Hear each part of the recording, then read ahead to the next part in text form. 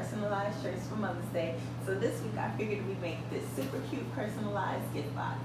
I'll have everything I used in the description box below. Don't forget to like, share, subscribe to my channel, follow me on Instagram and Facebook.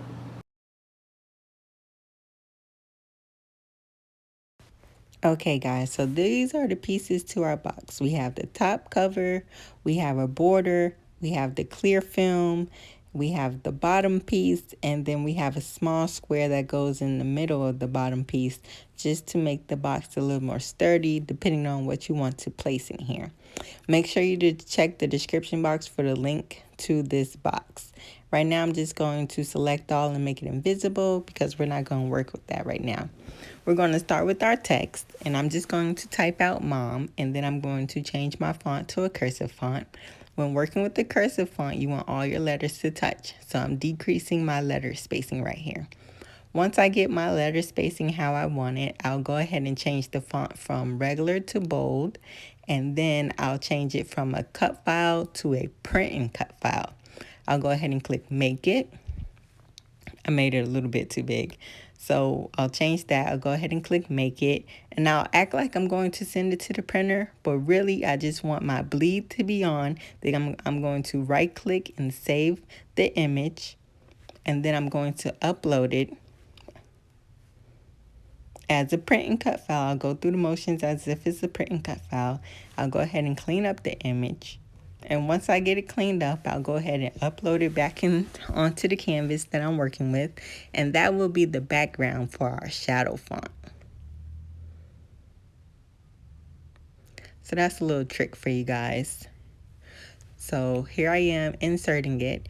And then I'll go ahead and type mom again, decrease the letter size, and make sure it's a cut file. And this will be the top layer of our shadow font. And I'll go ahead and change the color. And then you just play around with it with, placement, whatever looks better to you. So that's how you make, your shadow fonts. At least that's how I do it. So now that I have that, I'm going to go ahead and bring my box back, and I'll just be working with the top flap only. So what I'll be doing here, I'll be working with the top flap and the black part of our font. So I'm just going to play around with the sizing of mom, because I do want the letters to touch the box, but I don't want it to overlap the score lines. So once I get it to the size I want, I'll go ahead and click the top box and ungroup it. We'll detach it because the score lines are attached to the box. So then once I hide the score lines, I'll select the top cover and mom, and I'll weld them together. Once I do that, I'll go ahead and bring the score lines back to the box, and I'll go ahead and attach them again. So now when it all cuts out, mom will be cut onto the top flap of the box. And then I'm just going to play around with the sizing of my text, making sure that it still fits. Once I get it to how I like it, I'll go ahead and make the project. And that's really it, guys. Like, this project is super simple to make. It can be used for Mother's Day, birthdays. I know graduation's coming up. So, put grad or put the person's name. It's really cute, really simple.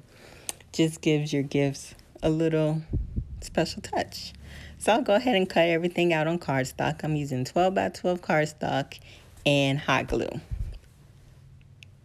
Now just glue these letters on individually, and then I'll fold what needs to be folded and glue what needs to be glued, and we'll be done. As always, guys, thanks for watching. Don't forget to like, share, subscribe to my channel. Make sure you share this video with your friends. And until next time, I'll see you later.